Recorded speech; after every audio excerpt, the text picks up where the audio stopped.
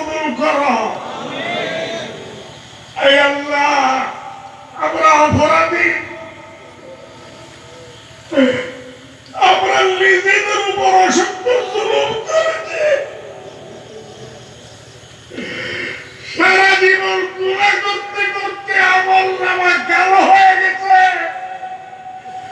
এই অবস্থায় আমাদের মরণ হলে জাহান্নাম ছাড়া কোনো উপায় নাই।